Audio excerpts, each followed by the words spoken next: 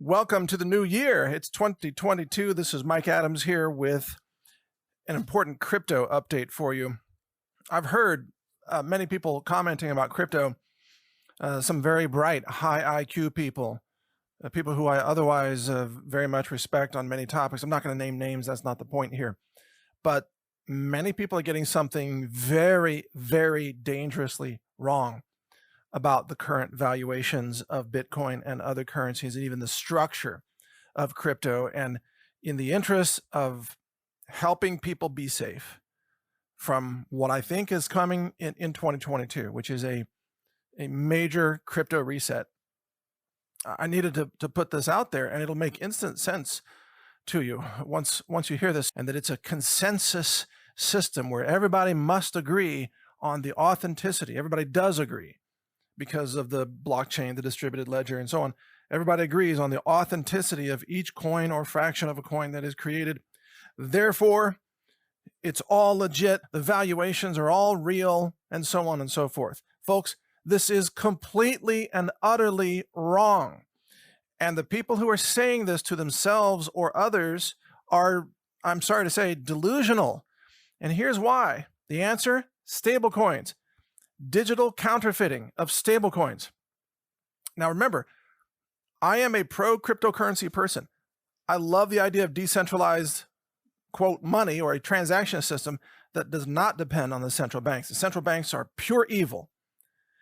But I think the central banks of the world, including China's bank, is involved in the stablecoins, and they're using stablecoins to eventually destroy much of the faith in the crypto system. And here's how they're doing it. They're counterfeiting stablecoins.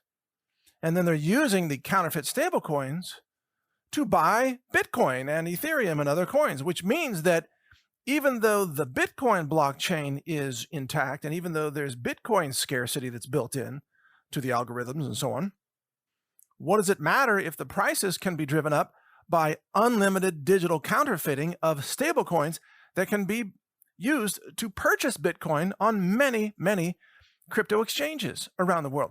So imagine, let's take this into the real world, give you an example. Imagine that there were 10 Picasso paintings for sale by a museum, okay? And the Picassos are all originals, they're all legit, no one could copy them. These are all verified, 100%, 10 Picasso paintings, one of a kind, each one of them, okay? And you would say, well, that's authentic. There's only one of each. What are they worth? Well, what if they could be purchased by parties who simply fabricated their own currency and bid up the price on the Picassos using counterfeit currency? How much would the Picassos be worth in counterfeit currency that could be created without limit? And the answer is, there's no limit to what they could be, quote, worth in a counterfeit currency. So, and we know, of course, the US dollar is, in essence, a counterfeit currency as well, because the central banks just keep printing it. But there's a rate of counterfeiting by the central banks that can be calculated and seen and anticipated. The money supply is expanding at a given rate, but it's not, doubling in a week or something crazy like that. Whereas there are stable coins that will create billions of dollars worth of stable coins in 1 week, which is a significant portion of the total stable coins that exist from that entity. And they can increase their supply by 10% in 1 week, for example. And these stable coins aren't necessarily tied to anything. Now, in defense, I think there are some stable coin companies and operators out there that are legit, and they're trying to bring stability to the crypto ecosystem. And I want to applaud them. And again, I'm not naming names today, but there are some honest stablecoin operators, but there are some dishonest stablecoin operators. And many people believe that some of these dishonest operators are holding a lot of Evergrande paper, corporate bonds from Evergrande and the other Ponzi property developers out of China.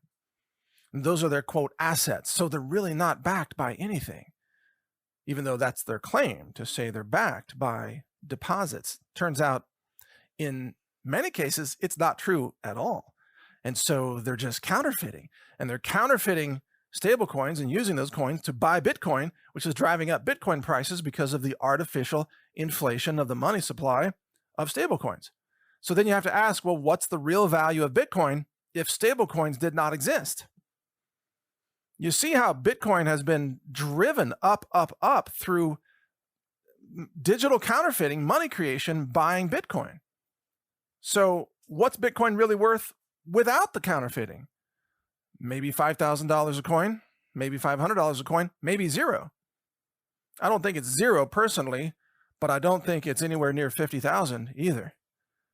I think that what we're seeing right now is really a kind of a version of tulip bulb mania, except only certain parties are getting rich because they're extracting people's dollars, the people who are buying into Bitcoin at these hyperinflated prices, and that the prices were inflated by digital counterfeiting operations of stablecoins.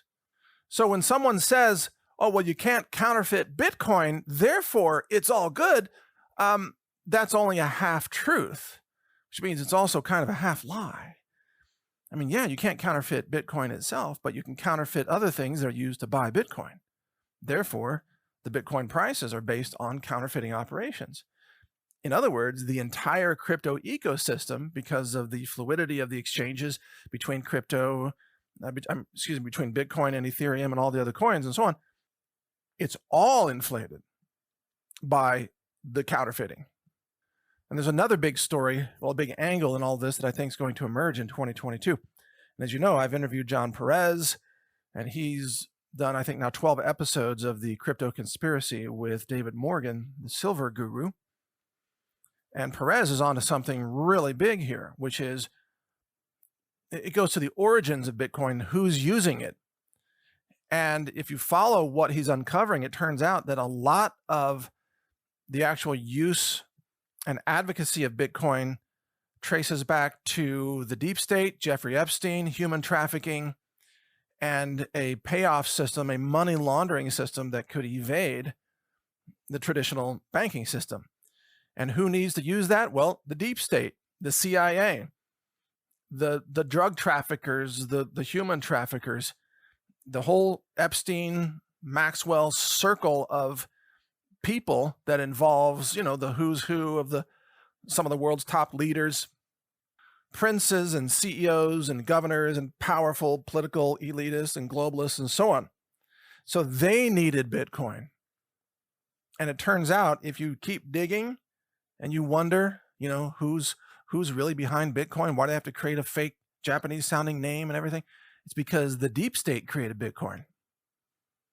Because they needed a money laundering, child trafficking system. They needed to be able to pay off people and pay bribes and kickbacks and all of this. And Bitcoin is the perfect vehicle for doing that. Doesn't mean that Bitcoin can't also be used for good things. I mean, just like cash, like the dollar cash can be used for good or for evil. But Bitcoin in particular has been used by the deep state to move a lot of money around for illegal operations.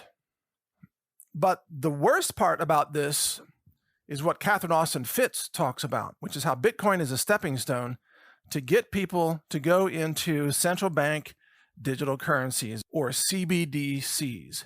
Central bank digital currencies. This is how the globalists are going to control humanity, by having your digital wallet and, denying you the ability to purchase or to accept transactions. It's going to be a total spy system. And right now, Bitcoin itself is a spy system.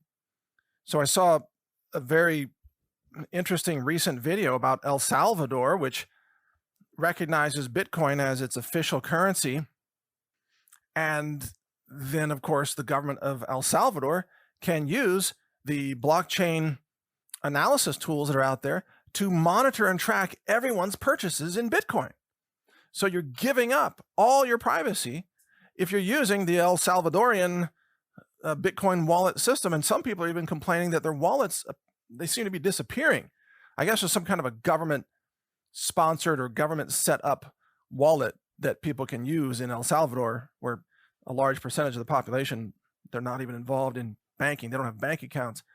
And they're setting up these Bitcoin wallets with the help of the government. And a lot of these wallets are vanishing. So this is exactly the worst case scenario of digital currency controlled by government or controlled by central banks, is that they can just take the money out of your wallet. And you're like, well, whoa, how did that happen? You should have your own private wallet. Well, sure you should, but that means you have to have your own computer or your own, computing environment with your own wallet. And a lot of El Salvadorians don't have the money to buy that. It's a very impoverished nation. So they're using basically hosted Bitcoin wallets, and apparently their passwords are also known by somebody else who's doing the hosting. It's starting to look like a government level Mount Gox operation, frankly. And remember, if it's digital, if you can't touch it, you don't really control it, you don't own it, they can just take it from you. So if you sign on to Bitcoin digital wallets in El Salvador, not only apparently does the government have total control over your wallet, but they can monitor everything you do. This is like the worst case mark of the beast system. Why would anybody want that system? If you're going to use crypto, at least use a privacy coin, something that has a zero knowledge structure.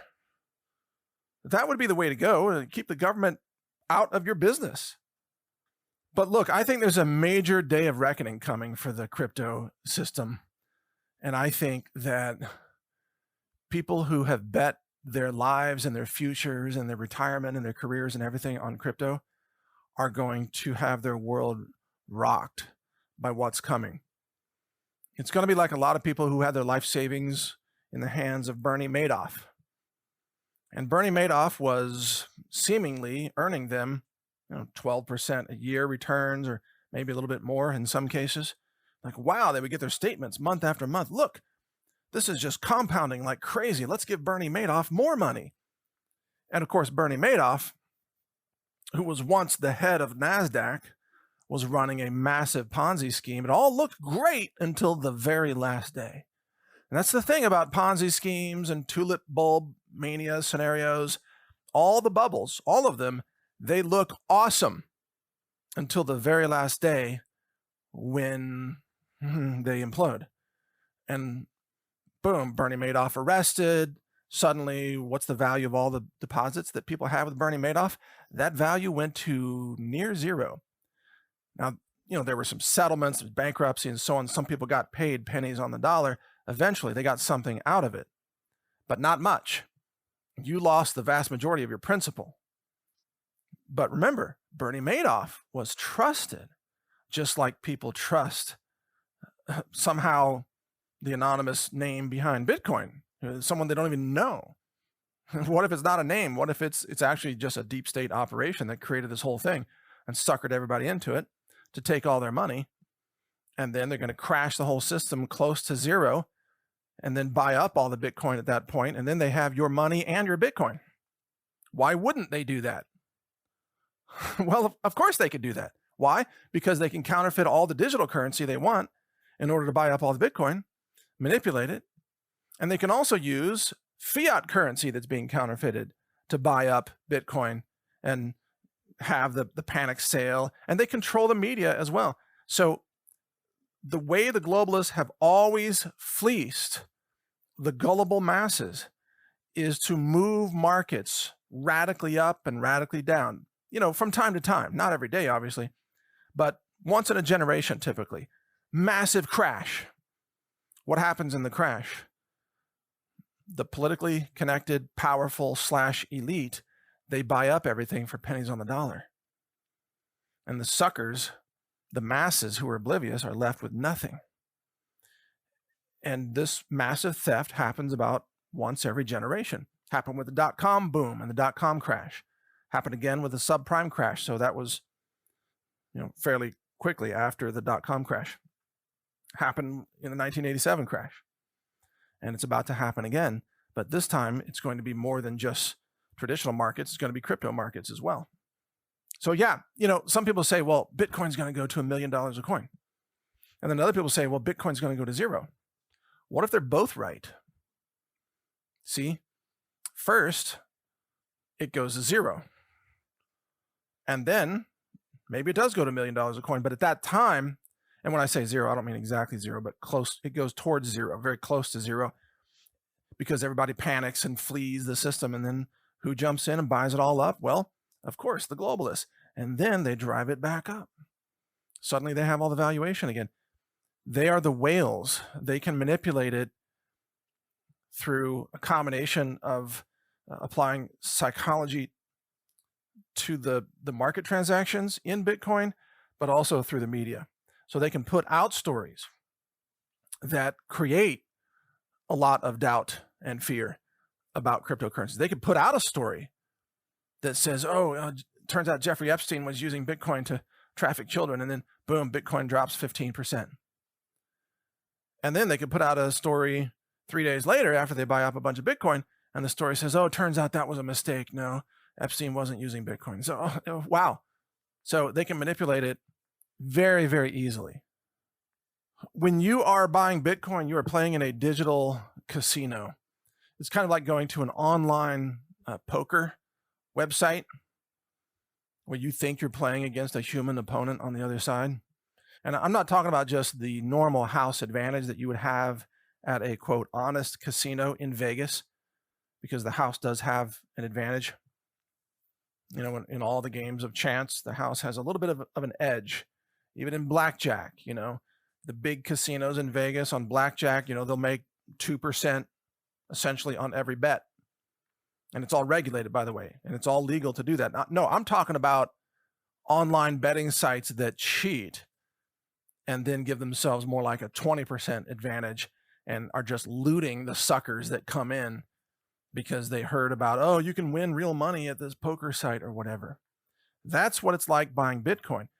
You are walking into a rigged poker game where you don't even know who the other party is on the other side, but they can manipulate it. They can work it against you. They can drive prices up and down, and they can counterfeit stable coins to buy more Bitcoin. So you have no authenticity that's guaranteed in this entire system. The blockchain is irrelevant at that point once you have digital counterfeiting of other coins that can be used to buy Bitcoin. See? So, and if you have a hard time believing this, ask yourself, what is the limit on the creation of stablecoins? And how do you know that it's limited? How can you confirm? Is there any consensus that restricts the number of stablecoins that are created? And the answer is there's none. Nope. They can just make as many as they want. So they're flooding the entire ecosystem with stablecoins that they then convert into Bitcoin, and then they can sell Bitcoin for dollars. So, or other things, obviously. So they're using digital currency counterfeiting to pull dollars from other suckers and to end up with dollars in their own hands. I mean, what an incredible scam. You know, wouldn't it be, well, aside from the negative ethics, but I mean, wouldn't it be fun as a thought experiment to have a digital, printing press, and you can just print up all your own coins? You can call it, my own coin, or I guess Let's Go Brandon coin, which is an actual coin now.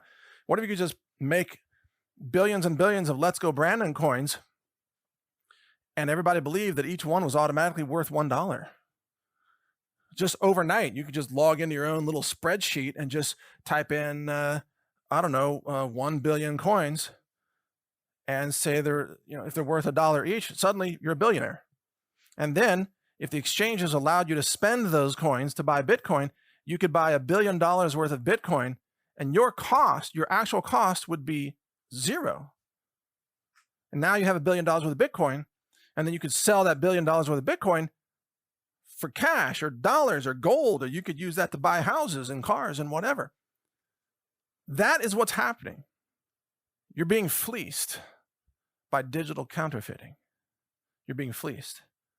And at the end of the day, it's going to be a Bernie Madoff Ponzi moment when people realize, oh my God, there's nothing here. It's all vapor. There's no value in this system. There's no integrity in this system. There's nothing here. And it all just goes to zero one day. I believe that kind of scenario is coming.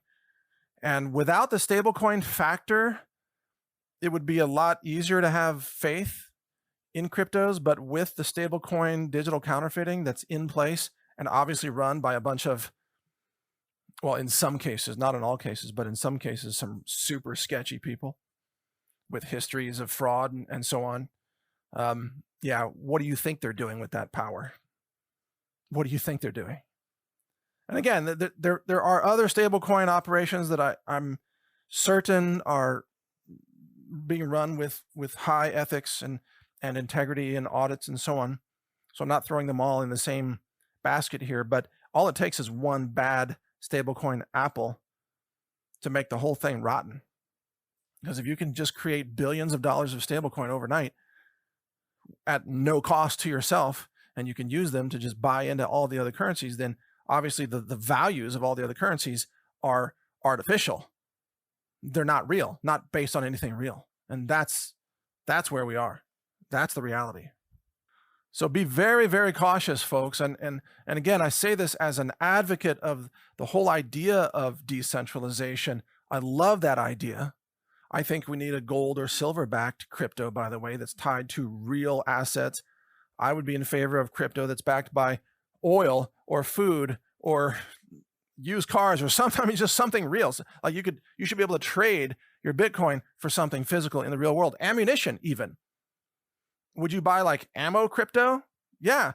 Hey, you know, how many shares of 9mm crypto do you have? And if you knew there's a bunch of 9mm in a vault backing that crypto and you could trade it out, that would be, you know, truly asset-backed crypto.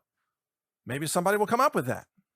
But on the other hand, why wouldn't you just buy the ammo, right? And just store the ammo yourself. So anyway, just some thoughts on this. Be cautious, watch your back in 2022, and don't believe all the hype out there. Be smart, be skeptical, be a critical thinker so that you can make it through this. What we're watching is not normal in the history of money. This is an obvious fraud. It's an obvious Ponzi, and it will be corrected, and it's going to be catastrophic. It's so easy to see.